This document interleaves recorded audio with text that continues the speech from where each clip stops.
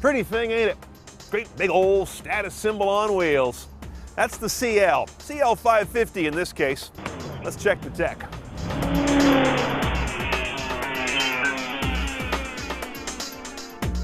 Now, in case you haven't noticed from the outside, this is Mercedes' big two-door coupe, pillarless hardtop.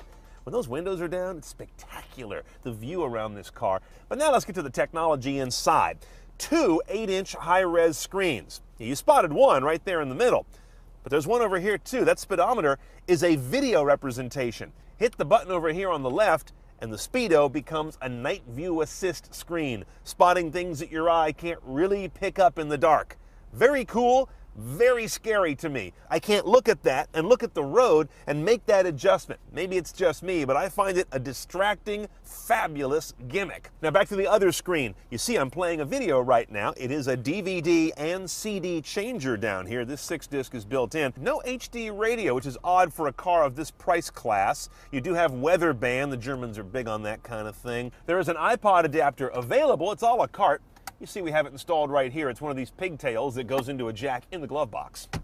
And in terms of sound, it comes out of a Harman Kardon Logic 7 system, 600 some odd watts of power, and 11 speakers around the cabin. Related to all that media is the hands-free technology. Now, Mercedes loves to do these little DTMF keypads right here. I'm a big button fan, so I kind of like that. But in terms of actually integrating your phone, you can go a number of ways. Straight Bluetooth, where you keep the phone in your pocket, or you can go with a cradle right here, hardwired, so you get power and a connection to an external antenna. Or they have another cradle that's both. It's a Bluetooth and cradle connection, depending what phone you're using. I tried all day, but couldn't get my BlackBerry Bold to pair with this Bluetooth rig.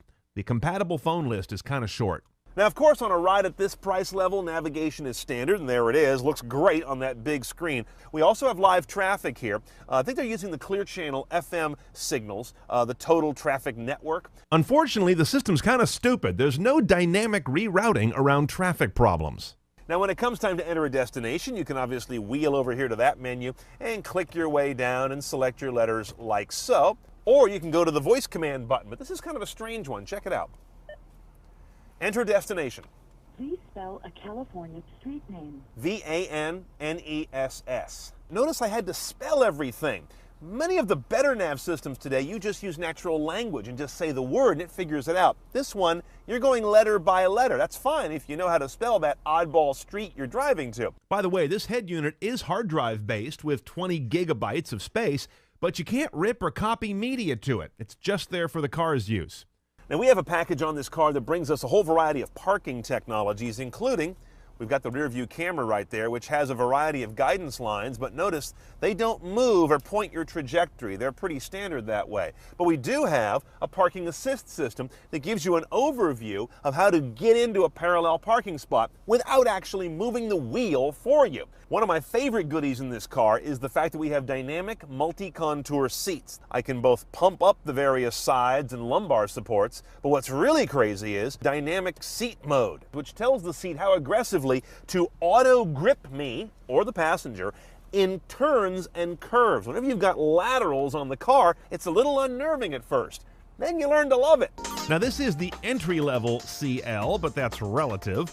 The 550 has a 5.5-liter V8 with 382 horsepower and a lovely 391 foot-pounds of torque. 0 to 60 happens in 5.4 seconds. On the other hand, the MPG is an old-school 1421. Ouch. Your only transmission choice is Mercedes' excellent 7-speed automatic with paddle shifters. You'll be using those, as this gearbox tends to be reticent to rev unless you prod it. Suspension is adaptive. It's their Airmatic rig, and it's standard, which has both comfort and sport settings. Underway, the whole package feels heavy, in a good sort of I'm rich and you're not kind of way. Our 09 CL550 has a new Mercedes blind spot detection technology standard. You get a warning in the side view mirror if somebody's in your blind spot, but the car will not steer you out of danger like some other systems. $110,000 is the price of admission. That includes destination and also a $1,300 gas guzzler tax. Yeah, it's one of those. Now, options. Hands-free phone is anywhere between $300 and $500, depending which of those three kits I mentioned that you choose. Premium Package 2 is $3,400. That's going to get you night vision going that way, rear view camera going that way, and those huggy seats right here in the middle.